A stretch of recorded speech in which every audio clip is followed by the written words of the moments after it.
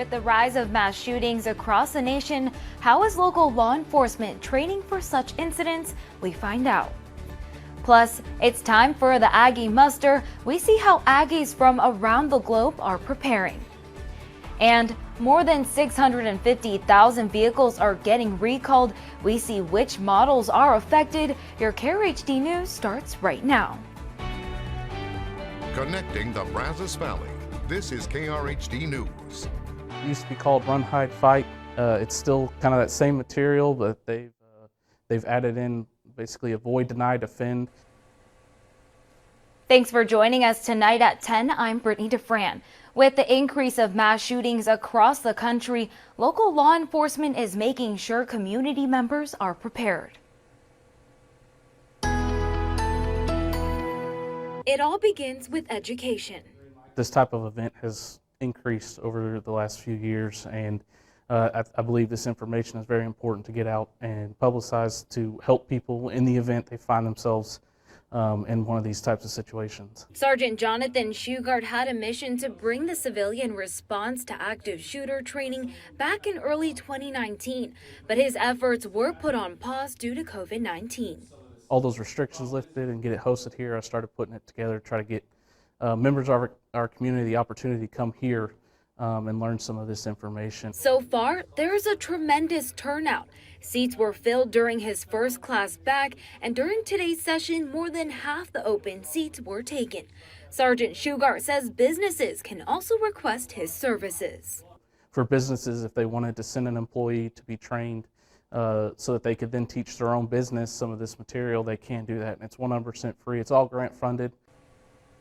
Since community members are showing so much interest, Sergeant Shugart says they will begin opening classes for the rest of the year, which he plans to host once a month.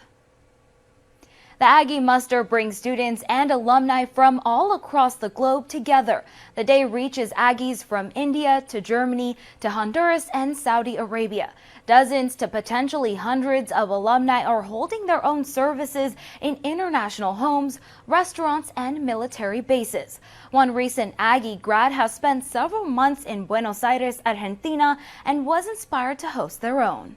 I went onto the association's website, put a muster announcement for Buenos Aires, and then had a few people reach out. And so tonight, I'm going over to meet him for the first time. I think he's a class of like 75. Aggies are always there to support Aggies and to meet other Aggies and to see, to share life and to share stories and remember the university that we all hold so dear. Jones says he and these Aggies will eat a meal and share stories about their times at A&M. Along with the muster ceremonies, another Muster Day tradition made its return, the annual Muster Barbecue. The barbecue returned for the first time in 2 years after having been canceled and adjusted as a result of COVID-19. Along with the barbecue, lunch guests were also entertained by the Aggie Wranglers dance team, yell leaders, and pictures with Reveille. Compared to last year where we had vouchers, it's very, very different because people last year, they would come, they would leave, and there was not a whole lot of that community. And this year, having people actually able to sit down, talk with others, talk with the class of 72, it's a really good feeling to see everyone actually all together and talking rather than just showing up and leaving.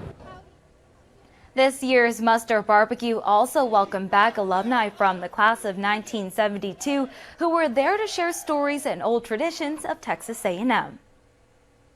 With NASA making plans to return to the moon with future planetary missions, researchers at Texas A&M University are working to develop improved spacesuits for astronauts. Working in conjunction with Cornell University, experts in A&M's Department of Aerospace Engineering are developing a smart spacesuit. The suit will be used for extra activity on planetary surfaces and will provide 3 major improvements to current spacesuit designs, such as increased mobility, enhanced safety, and supporting knee joints. Any gas pressurized spacesuit is gonna have some sort of mobility problems or mobility issues. So this technology we are hoping to combine with current gas pressurized spacesuits or future gas pressurized spacesuits to really help a little bit more facilitating that mobility. The research in smart spacesuit designs will focus on more lower body movement. Current spacesuits place lots of fatigue on astronauts during scenarios where lower body movement, such as walking and kneeling, is needed. According to data from Texas DPS, no drug or weapons or contraband was found when Governor Greg Abbott ordered troops to inspect every commercial truck at the border. Over 850 trucks were deemed unsafe and taken off the road. The DPS director said the searches were a deterrent to cartels. Opponents say drugs are more likely smuggled inside passenger cars than commercial trucks, since trucks go through federal checks beforehand.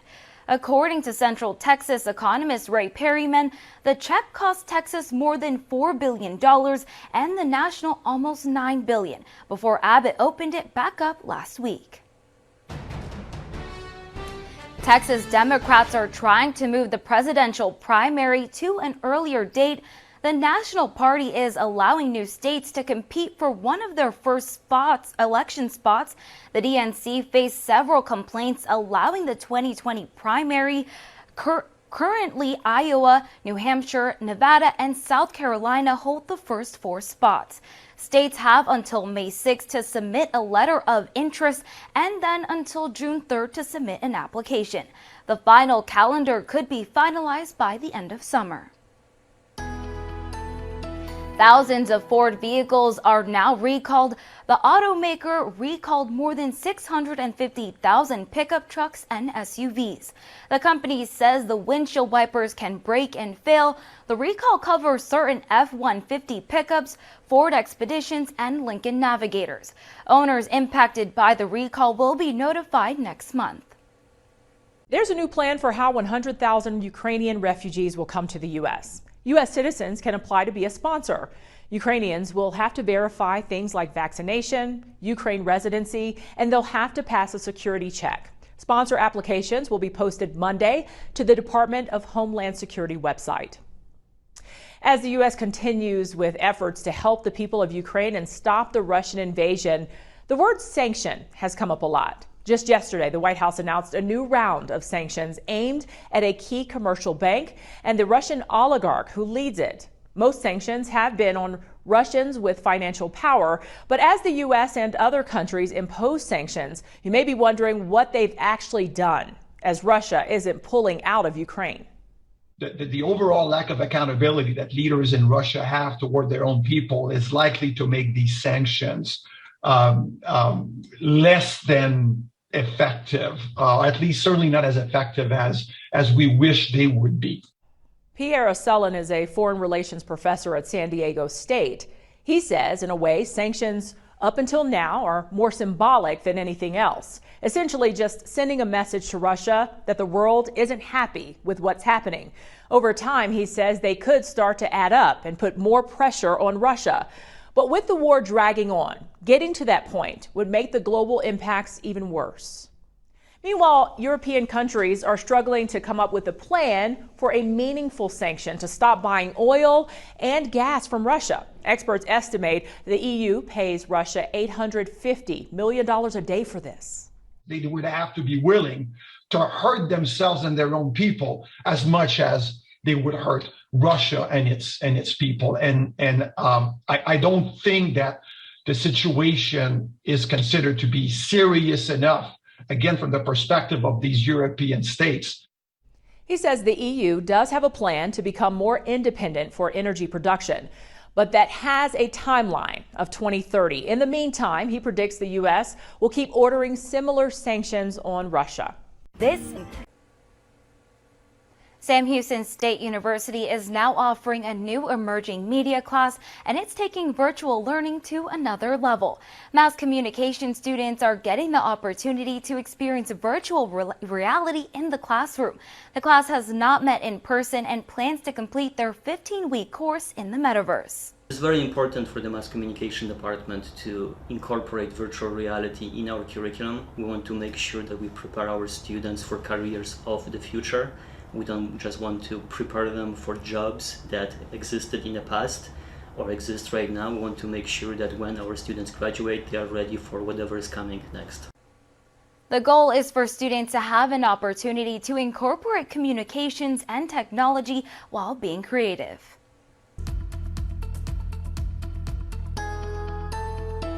It has been a pretty nice day across the area, a little muggy, a little breezy, and we've seen warmth, but we have seen the lack of any significant rain across the area. A few sprinkles here and there, and it will remain mostly cloudy out there right now. 79 degrees, but it still feels like it's in the lower 80s with that dew point of 66.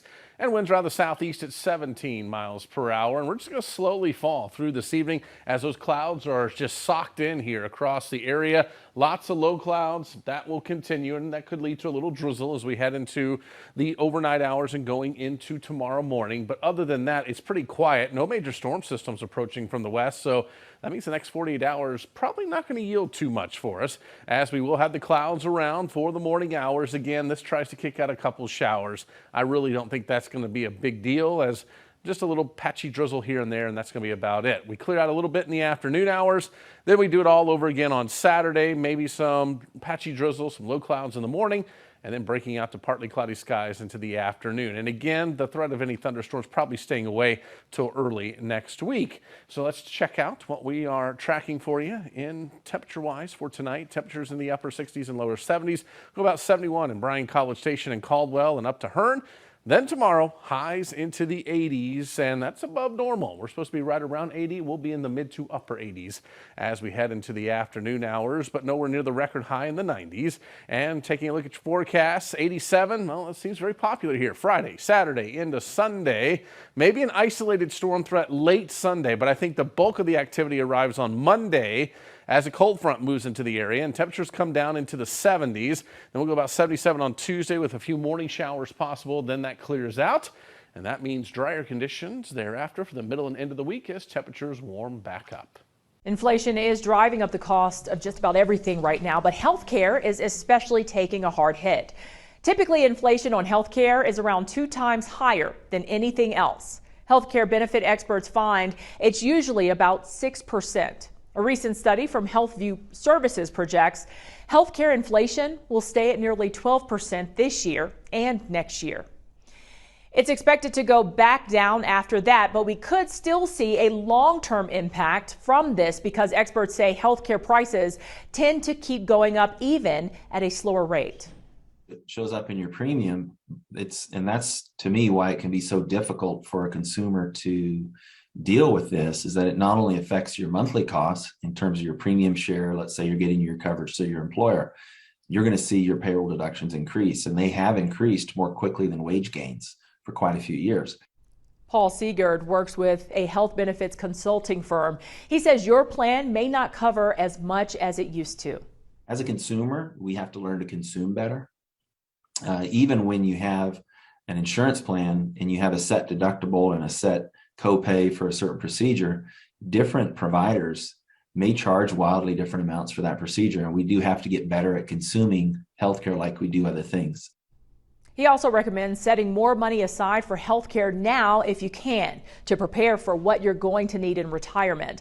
The report finds you shouldn't expect the cost of living adjustments in Social Security and Medicare to keep up with the increase in healthcare costs. Our country can't reach its renewable energy goals without replacing fossil fuels. But research shows an overlap between where existing fossil fuel infrastructure is and where the greatest solar and wind generation is. Vanessa Machanya found how fossil fuel communities can benefit from energy transitions. The Valmy plant is the last coal-fired plant in the state of Nevada, and it's been on the blocks for probably 10 years to be decommissioned. Through the black smoke, Jan Morrison tells me she can see the potential buried in this relic of fossil fuel past. So you're not talking about taking an infrastructure and basically turning it into a rusty facility. It's going to be vibrant, and it's going to be a vital part of our energy grid. This is the Valmy coal plant in Humboldt County, where Morrison is the economic development officer. She says the plant will be turning into a solar farm.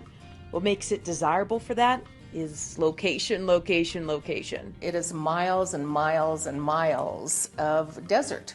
It's a perfect opportunity to develop solar fields. According to Brookings, a lot of existing fossil fuel infrastructure like the Valmy plant happens to be where the strongest potential for renewable energy generation lies. Another plus of transitioning existing infrastructure to renewables, the connections are already there. It has the infrastructure on the Western grid. I mean, it is a major hub. When you look at all the investment into that, why would you let that go? According to the Environmental and Energy Study Institute, in 2019, the nation saw the second highest number of coal plant closures, and the Bureau of Labor Statistics say coal mining employment has dropped by more than half since 2012. Switching existing infrastructure to renewables can help save jobs, but for many communities, the switch is not easy, as cost is a major factor. The billions of dollars in the infrastructure bill should bring more incentives for these transitions, hopefully allowing a majority of the 1.7 million people who work in fossil fuels to keep their jobs. People don't realize in a rural area how renewable energy friendly we already are. As for Morrison, she's excited that her community gets to be on the front lines of the transition to a greener future. The concept of renewable energy is very welcome out here. And then you step into the larger picture and everybody, of course, gets it. I'm Vanessa Bashanya. As the nation faces a shortage of special education teachers, Hawaii may have found the solution. In 2020, the state started paying special ed teachers $10,000 more a year than other teachers. Since then, shortage numbers have been cut in half. Detroit has also seen success with the same tactic. But the National Education Association says to fix this problem nationally, schools need to get what's been promised by the federal government. 40% of special education costs are supposed to be covered under the Individuals with Disabilities Education Act. But in 2020, the NEA found the government only contributed 13%. For millions of people with food allergies, going out to eat can come with risks. One of the most common food allergies involves peanuts. About 1 in 50 children have it. It's a number that's tripled since 2010. But as Maya Rodriguez tells us, a new treatment is bringing hope that peanut allergies and possibly other food allergies may one day become a thing of the past. For the Ung family, travel once seemed out of reach because eating out while traveling carried great risk for their daughter Stella, who faced a severe allergy to peanuts. When she was 18 months old, the first doctor that we met, he was like, oh no, is this for life? But Stella's mom, Julie, says that's no longer the case after Stella participated in a clinical trial in Australia that put her peanut allergy into remission. Once she achieved remission, we shortly after we booked a holiday to Thailand because it was one of the countries we've been avoiding previously. Just in general, Thai cuisine's got a lot of peanuts in your food, but yeah, so we were able to just travel and not have the fear. Yeah, not have the fear. How did that happen? Krhd, an Australian biotech company, developed an oral treatment that administers doses of peanut protein. In a clinical trial on children under the age of 10, after 18 months, they found 23% of the children became far less sensitive to peanuts. And beyond that, more than half, 51%, achieved remission of their peanut allergy. And what we mean by remission is where you can't show a clinical evidence of peanut allergy. Dr. Mimi Tang is CEO of Krhd and an allergy specialist at Royal Children's Hospital in Melbourne. She says remission translates into being able to eat a bag of peanut M&Ms. And in the future, the treatment could possibly be applied to other food allergies. What would need to be developed, however, is the right dosing schedule. The company hopes to bring a clinical trial next to the U.S. About 32 million Americans have a food allergy. Aside from peanuts, the most common are milk, eggs, wheat, shellfish, and soy. We really have a lot of work to do to identify these patients who will respond well to therapy. Dr. Drew Bird is with the Division of Allergy Immunology at UT Southwestern Medical Center in Dallas. He was not involved in the Krhd clinical trial for peanut allergies, but studied the findings, which have been published in the Lancet Medical Journal. What the investigators also reported, though, which is very encouraging, is that the health-related quality of life of patients was quite improved, especially in those who had that long-lasting benefits. That includes Stella, who who has been in remission from her peanut allergy for several years now. Sometimes at school, kids bring in like cupcakes, and my teacher would always check if there was a peanut ingredient in it. But now that I don't have to worry too much about it, I can eat freely. It's like a COVID booster, but she's got a peanut booster. And peace of mind. I'm Maya Rodriguez. Non-American travelers entering the U.S. through Canada or Mexico will have to continue showing proof of vaccination. DHS extended those COVID-19 vaccine requirements today. It says the move is meant to reduce serious illness and the likelihood of new COVID variants emerging. Well, according to census data, the U.S. Hispanic population reached more than 62 million in 2020. They accounted for more than half of the country's total growth over the last decade. Hispanic Americans are also moving into new places, as you can see in this map from Pew Research. Yet there's still a lack of representation in the workforce. When you look across senior level roles across, for example, corporate America, Latinos represent 4%, and for women, Latinas, it's 1%. And so there's a need to really accelerate that, being that the community is huge economic contributors, looking at a 1.7 trillion purchasing power. We're smart individuals, be able to perform at high levels. And I think the one thing, especially through my career, my journey, was given an opportunity. Carlos Garcia is now Vice President of Finance at the Berea Restaurant Group.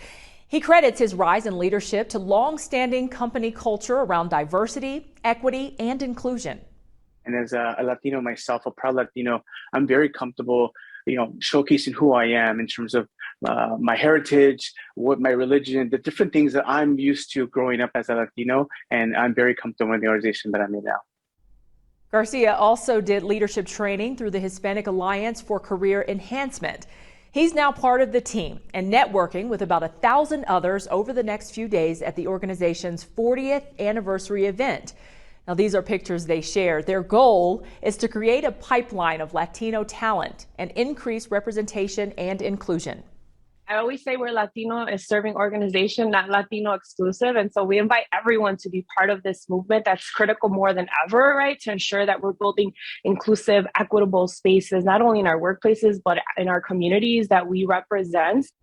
The event is hybrid, so you can join virtually and learn how to work with the organization at haceonline.org.